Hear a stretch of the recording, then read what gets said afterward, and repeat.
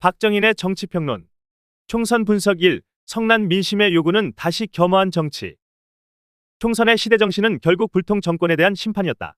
대통령이 좀처럼 고집을 꺾지 않고 잘못의 사과와 시정도 없으며 측근들이 자꾸 국민을 화나게 했다. 이 정도면 여당이 앞장서서 대통령의 변화를 촉구하고 나섰어야 하는데 심판받아야 할 쪽이 오히려 야당을 심판하자고 하니 유권자들을 더욱 자극한 셈이다. 모든 선거는 먹고 사는 문제가 가장 중요한 만큼 대통령이 경제라도 잘했으면 그나마 나았을 텐데 선거 기간 내내 경제와 관련한 이슈는 875원 대파 논란뿐이었다. 종부세 깎아준 게 지난 2년 업적의 전부라는 자조적인 말이 보수 쪽에서 나올 만큼 경제 비전이 없었다. 딱히 야당이 잘한 선거도 아니었다. 민주당은 비명행사 공천으로 지탄을 받았다. 조국혁신당은 복수의 정치 아니냐는 의심을 사기도 했다. 운동권 386을 정리하지 못했을 뿐더러 저 양반이 또 라는 레트로 공천이 여럿이었다. 하지만 국민의 선택은 오로지 정권 심판에 맞춰져 있었다.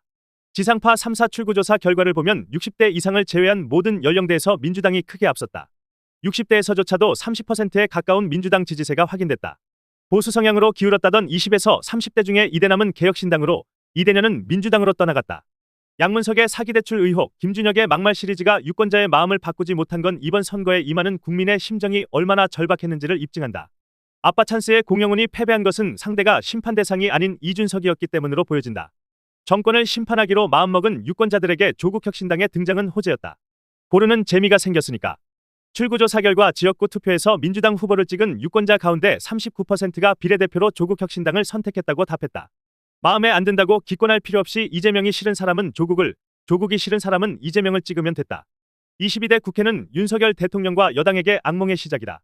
어차피 지난 4년과 별 차이 없다고 자유할 때가 아니다. 지금까지 거대 야당은 윤석열 대통령이 잘못해 생긴 게 아닐 뿐더러 이재명 대표는 일종의 세입자에 불과했다. 반면 새로 출범하는 민주당은 대통령의 잘못 때문에 압승했고 그 승리를 진두지휘한 오너가 이끄는 당이다. 윤석열 대통령을 콕 찍어 부정하겠다는 결심으로 똘똘 뭉친 조국혁신당도 있다. 민주당 이성윤 의원, 조국혁신당의 조국과 박은정 의원이 잇따라 본회의장 단상에 서서 윤석열 대통령을 비판하는 모습을 상상해보자.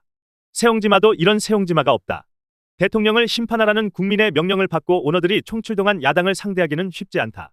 고집을 굽히지 않는 태도로는 원만하게 국정을 이끌어갈 수 없다. 지난 2년처럼 거부권 정치로 일관할 수도 없다. 윤 대통령은 이미 거부권을 8번이나 행사해서 역대 2위에 올라섰다. 부동의 1위는 45번 거부권을 행사한 이승만 대통령이다. 윤 대통령에게 선택의 폭은 비좁다. 불통에 대해 무조건 사과해야 한다. 고집은 버려야 한다. 불출적 언행에 대한 불안감도 가시게 해야 한다. 의대 정원 2,000명 증원같이 절대 양보 못하던 것들을 양보해야 한다. 한 번 밀리면 계속 밀리는 게 권력의 속성이라고 믿어서 지금까지 버텨왔을 것이다. 하지만 이젠 더 밀릴 데도 없다. 사과하고 양보하고 구명주를 부탁하는 게 합리적이다. 부인 김건희 씨에 대한 입장도 분명히 해야 할 것이다. 야당이 특검을 다시 시도할 가능성이 높다. 특검을 받든 다른 방법을 선택하든 의혹을 풀거나 잘못을 고백하는 길을 찾아야 한다. 대통령 부인이 주저없이 명품백 선물을 받다 몰카에 찍히고는 찍은 쪽 탓만 하는 걸 국민은 더 이상 받아들이기 어렵다. 윤 대통령에게 더 아픈 화살은 여권 쪽에서 날아올 것 같다. 참패의 책임을 지라는 목소리다. 전국을 돌며 선거운동과 다름없는 민생토론회를 연 게 누군데? 라고 억울해할 수도 있다. 하지만 당내에서는 차라리 조용히 있어주는 게 더 나았을 거라는 볼멘 소리가 벌써부터 나왔다. 김건희 씨가 몇 달째 모습을 드러내지 않은 게 그나마 다행이라고도 했다. 윤 대통령 임기 중 더 이상 공천 걱정할 필요가 없는 여당 의원들은 당을 되살리기 위해 가장 확실한 희생양으로 대통령을 선택할 가능성이 높다. 이른감이 있지만 탈당이나 당정 분리를 요구할 거라는 전망도 있다. 김건희 특검이 추진될 때 방탄을 자청할 대통령의 사람이 당내에 얼마나 있을지 의문이다. 잠룡의 발걸음에 가속이 붙을수록 윤 대통령의 힘은 빠질 것이다. 차기주자 1순위 오세훈 서울시장, 출구조사를 뒤집고 돌아온 안철수 의원, 애초부터 대통령과 대척점에 서 있던 유승민 전 의원 같은 이들이 목소리를 낼 때가 왔다. 이재명 대표와 맞대결을 자청했던 원희룡 전 장관도 할 말이 있다. 한동훈 비대위원장은 애매한 처지에 놓였다. 참패의 책임은 분명하다. 대통령과는 제대로 척지게 된 것 같다.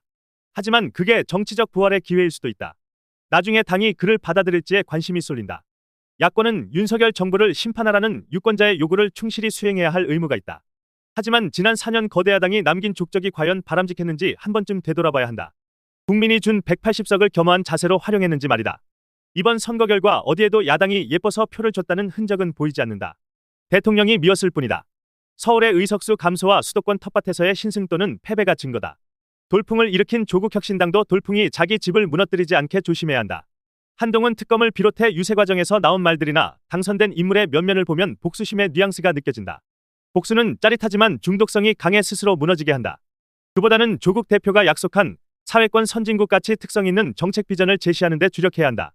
정치공학적으로 볼 때 야권에게 꽃길만 열려 있는 것은 아니다. 당장 야당 분열의 씨앗이 잉태됐다. 비명행사 공천으로 갈 길을 잃어버린 비명계에게 조국혁신당이라는 노아의 방주가 생겼기 때문이다. 이재명 대표는 기세를 몰아 8월 전당대회에서 지배력을 더욱 공고히 하려 할 것이다. 이걸 뒤집으려는 비명계가 좀 더 자신있게 목소리를 낼 수 있는 여건이 마련된 셈이다. 두 야당의 리더가 나란히 사법 리스크를 안고 있다는 사실도 부담이다.